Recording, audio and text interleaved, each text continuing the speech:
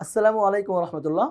আমরা জানি যে আমাদের শিক্ষার্থীবৃন্দদেরকে এখন সৃজনশীল প্রশ্নের উত্তর দিতে হয়। আর সৃজনশীল প্রশ্নের ক নম্বরে যে প্রশ্ন করা হয় সেই প্রশ্নের উত্তর দেওয়ার জন্য যে জ্ঞানমূলক প্রশ্নগুলো আমাদের সমাধান করা দরকার সেগুলো দিয়েই আমাদের আজকের ক্লাস সাজানো। আমরা আজ কথা বলবো নবম ও দশম শ্রেণীর ইসলাম শিক্ষা বইয়ের প্রথম অধ্যায়ের কিছু জ্ঞানমূলক প্রশ্ন নিয়ে। যারা যুক্ত হয়েছে সবাইকে স্বাগত জানাচ্ছি। তাওহিদ অর্থ কি? তাওহিদ কি? তাওহিদ শব্দের অর্থ একত্ববাদ। তাওহিদের বিপরীত হলো শিরিক, যার অর্থ বহুত্ববাদ। আর তাওহিদ অর্থ একত্ববাদ। ইসলামী শরীয়তের পরিভাষায় আল্লাহ তাআলাকে এক ও অদ্বিতীয় সত্তা হিসেবে স্বীকার করে নেওয়াকে তাওহিদ বলা হয়। যে আল্লাহ এক ও অদ্বিতীয়, এই বিশ্বাস করে নেওয়াকে মূলত তাওহিদ বলা হয়। আর তাওহিদ অর্থ একত্ববাদ। তাওহিদের বিপরীত শিরিক, শিরকের বিপরীত তাওহিদ। শিরক অর্থ বহুত্ববাদ, তাওহিদ অর্থ একত্ববাদ। দ্বিতীয় প্রশ্ন হলো ইসলাম কি? ইসলাম অর্থ আনুগত্য করা, আত্মসমর্পণ করা। আমাদের ছেলেমেয়েরা এখানে এই দুইটা অর্থ পারুক বা না পারুক সবাই গিয়ে লিখে আসে ইসলাম অর্থ শান্তি।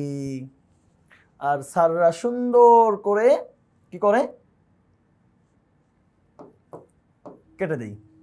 ইসলাম অর্থ শান্তি তোমাকে কে বলেছে? ইসলাম শব্দের মূল ধাতু হলো সিলমুন, যার অর্থ শান্তি। ইসলাম শব্দের অর্থ শান্তির পথে চলা, শান্তি না। শান্তির পথে চলা আর শান্তি দুইটা তো এক হতে পারে না। তুমি এখান থেকে মনে করো আমরা এখন যেখানে ঢাকা শহরে আছি এটা হলো শেওড়াপাড়া, মিরপুর। তুমি যদি বায়তুল মোকাররম থেকে, শাহবাগ থেকে এই রোড দিয়ে মিরপুরে আসো, তাহলে ফার্ম গেটে এসে দেখবা লেখা আছে রাস্তার দুই পাশে মিরপুর রোড। তার মানে কি ওইটাই মিরপুর, নাকি ওই রোড ধরে গেলে তুমি মিরপুরে যেতে পারবা? তো ইসলাম শব্দের অর্থ হলো শান্তির পথ, এই পথ ধরে গেলে তুমি শান্তি পাবা। এই জন্য ইসলাম শব্দের অর্থ আমাদের ছেলেমেয়েরা যেটা লেখে শান্তি, এটা ভুল। ইসলামের মূল ধাতু হলো সিলমুন, যার অর্থ শান্তি। আর ইসলাম শব্দের অর্থ আনুগত্য করা, আত্মসমর্পণ করা অথবা শান্তির পথে চলা। আর ইসলামী পরিভাষায় কাকে বলে? ব্যবহারিক অর্থে আল্লাহ তাআলা ও হযরত মুহাম্মদ সাল্লাল্লাহু আলাইহি সাল্লামকে আনুগত্য করাকে ইসলাম বলা হয়। যে আল্লাহ তাআলা এবং হযরত মুহাম্মদ সাল্লাল্লাহু আলাইহি সাল্লামের আনুগত্য করি, এটা হলো ইসলাম।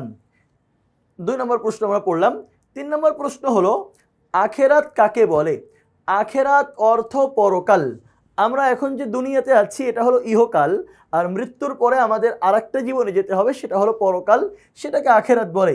মানুষের মৃত্যুর পরবর্তী জীবনকে আখেরাত বলা হয়। কুফর কাকে বলে? আল্লাহ তাআলার মনোনীত দ্বীন ইসলামের মৌলিক বিষয়গুলোর, ইসলামের যে মৌলিক বিষয়গুলো আছে, ইসলামের 7টা মৌলিক বিশ্বাস, ইসলামের মৌলিক ইবাদত, মানে এক কথায় ইসলামের যে মৌলিক বিষয়গুলো আছে এর কোনো একটির প্রতি সম্পূর্ণ বা আংশিক অবিশ্বাস করাকে কুফর বলা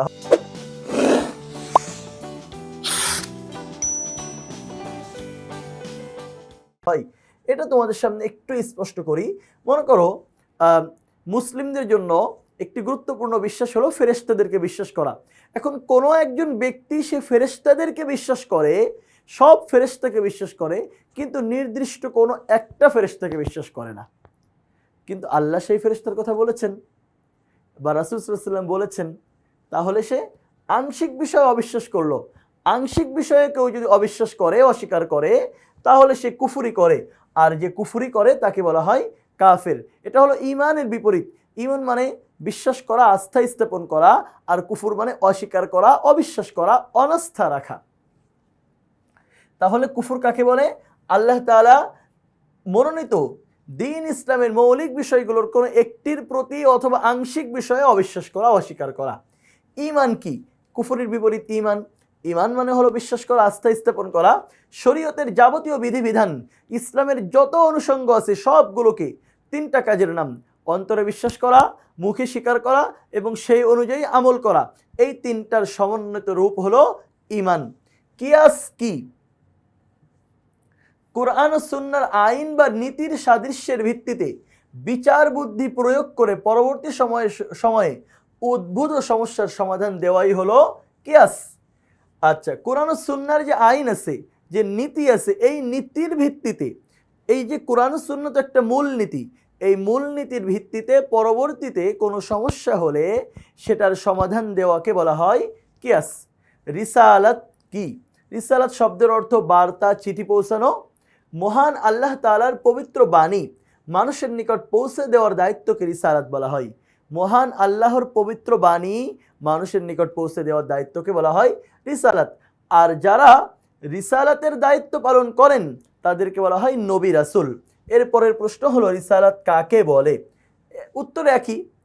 এটা চাইলে দুইটা একসাথে করে দেওয়া যেত, যে রিসালাত কি, রিসালাত কাকে বলে।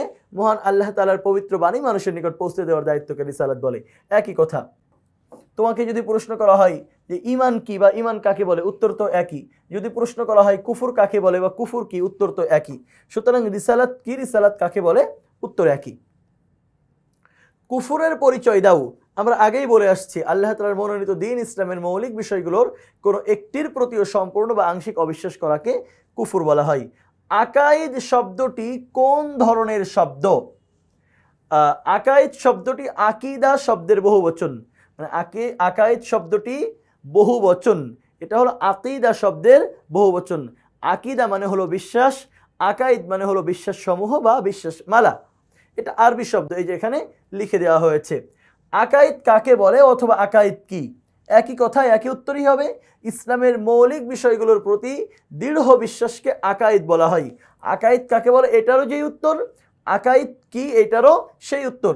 ইসলামের মৌলিক বিষয়গুলোর প্রতি দৃঢ় বিশ্বাসকে, মজবুত বিশ্বাসকে আকাইদ বলা হয়, আর এটাকে অস্বীকার করাকে কুফর বলা হয়। এরপরের প্রশ্ন হলো মানবিক মূল্যবোধ বিকাশে মানবিক মূল্যবোধ বিকাশে কিসের ভূমিকা গুরুত্বপূর্ণ? মানবিক মূল্যবোধ বিকাশে আমাদের বইয়ে একটা পাঠের নামই আছে মানবিক মূল্যবোধ বিকাশে ঈমানের ভূমিকা। তাহলে আমরা এখানে সরাসরি লিখে দিচ্ছি মানবিক মূল্যবোধ বিকাশে ঈমানের ভূমিকা গুরুত্বপূর্ণ। নবী রাসূলগণের দাওয়াতের মূল কথা কি ছিল? পৃথিবীতে যত নবী রাসূল আসছেন সবাই একটা জিনিসের দাওয়াত দিয়েছেন মৌলিকভাবে, সেটা হলো আল্লাহ ছাড়া কোনো মাবুদ নেই। সকল নবী রাসূলের দাওয়াতের মূল কথা ছিল লা ইলাহা ইল্লাল্লাহ, বা আল্লাহ ব্যতীত কোনো ইলাহ নেই, আল্লাহ ব্যতীত কোনো মাবুদ নেই। তাহলে আজকের ক্লাসে আমরা প্রথম অধ্যায়ের 13টা জ্ঞানমূলক প্রশ্ন নিয়ে কথা বললাম। পরবর্তী ক্লাসে আমরা প্রথম অধ্যায়ের আরও বেশ কিছু প্রশ্ন নিয়ে কথা বলবো, সেই ক্লাস দেখার আমন্ত্রণ জানাচ্ছি। আল্লাহ হাফেজ, আসসালামু আলাইকুম ওয়া রাহমাতুল্লাহ।